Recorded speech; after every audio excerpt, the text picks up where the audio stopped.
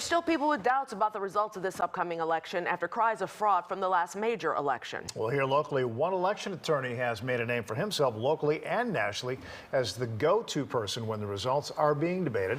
Patrick Elwood is here with more on Bert Odelson. Ray, Micah, good evening to you. It's been his passion since he started practicing some 50 years ago. Among his notable cases, Bush versus Gore. And there is no quit in this go-to election attorney. With the midterms just days away, he has a word to the wise. With the midterms now upon us, the political bluster is on blast. To many of you, I'm different. I'm a working farmer. Small ideas won't help Illinois' future. It's time to think big. From national politics right down to state, county, and local races. You still have the hard proof of the vote. Guaranteed to be in the middle of one or another or more is attorney Bert Odelson. Anything that's relatively close I'll get a call. Now in his 50th year of practicing election law, Odelson has been at the legal ground zero for many of our country's hotly contested political square-offs.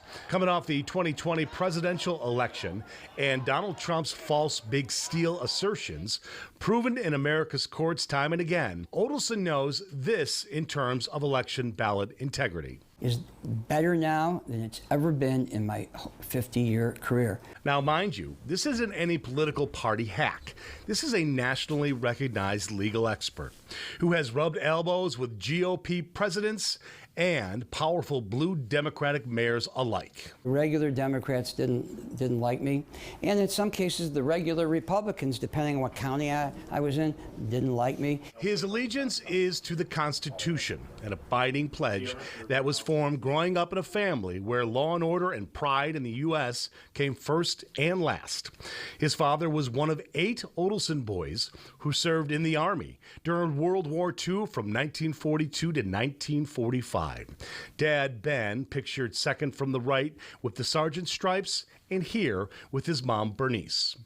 During his late teens and early 20s, he would align himself with the hippie generation of the times. And get this. But I know my change is gonna come. Now it's on to Chicago and let's win there.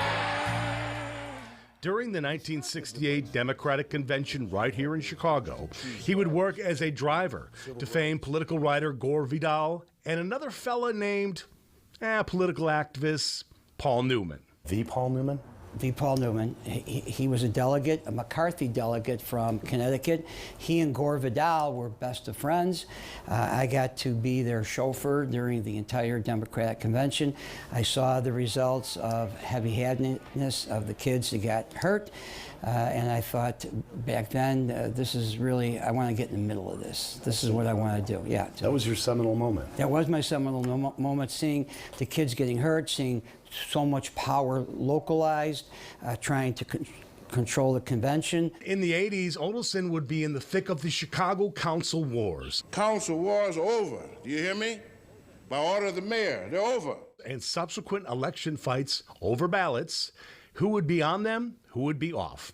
He argued successfully before the U.S. Supreme Court for the Harold Washington Party nominee Eugene Pincham to stay on the ballot when some Chicago Democrats wanted him off. You make it to the United States Supreme Court, you've made it, and win. It was, Odelson says, the first case Justice Clarence Thomas would hear on the High Court. Clarence Thomas' first day as a justice, the first Monday of October, when we argued this case, he sat there as his first case. But by far his most famous case was the outcome of the 2000 presidential race between George Bush and Al Gore. The Bush forces were told by the chairman of the Republican Party in Illinois, try to get a hold of this guy, because he knows that law, and that's going to pivot the case. Odelson had gained a reputation as being the best at arguing a term most Americans had never heard of up to that point, a Chad. Chad